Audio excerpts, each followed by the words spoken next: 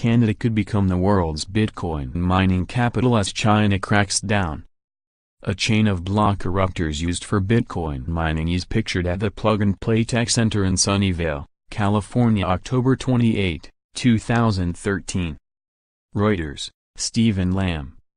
London, Canada is luring Bitcoin mining companies to its shores as China, the current global hub of crypto mining, looks to crack down on the sector's energy usage. Several industry sources Business Insider spoke to this week said that Bitcoin miners are thinking of moving to Canada after lobbying from the country's energy industry. Quebec specifically has been wooing Bitcoin miners in the hopes of boosting local economies. Reuters reported on Friday that Bitmain, the world's biggest blockchain mining company, is looking at moving operations to Canada and said utility company Hydro-Quebec is in talks with around 30 large cryptocurrency miners about potential moves. BTC.top, another major miner, is also setting up shop in Canada. We've seen a lot of movement towards Canada, Chris Keshian, the CEO of San Francisco-based Apex Token Fund, a fund of crypto hedge funds, told Business Insider. The Canadian government is relatively friendly towards cryptocurrencies, and energy is relatively cheap there. Bitcoin mining involves computers completing complex cryptographic problems in return for newly minted bitcoins. The process, which could theoretically be carried out by anyone, is an essential part of the Bitcoin network, allowing transactions to happen. To ensure transactions are not falsified or records of ownership changed, participants of the Bitcoin network must sign off on transactions in blocks that are recorded in a decentralized database known as the blockchain. These blocks are checked and sealed by the Bitcoin miners, which do the cryptographic work. In return, they are rewarded with Bitcoins. An interior view of U.S. Bitcoin mining company Bitfury's mining farm near Keflavik, Iceland, June 7, 2016.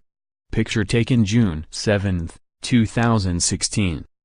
Reuters, Jemima Kelly. While the system is designed to be decentralized, around 5 large mining pools controlled by a handful of companies dominate about 75% of the market. These mining pools, the bulk of which are in China, use huge amounts of power. The amount of energy used by computers mining Bitcoin last year was greater than the annual usage of almost 160 countries. The Financial Times reported this week that China is looking to outlaw Bitcoin mining due to concerns of excessive electricity consumption and financial risk. Arthur Hayes, the CEO of Hong Kong-based crypto derivatives trading platform BitMEX, told by some of the people that I've spoken to, they've been de-risking their Chinese mining exposure in the middle of last year. The large miners have been relocating operations around the world in anticipation of a possible crackdown. Miners are cognizant of the fact that they have too much exposure to having operations in China and are relocating equipment and operations to outside of China. While China is cracking down, countries like Canada are looking to lure Bitcoin mining operations. They see the potential to reap taxes, boost local economies, and use excess power.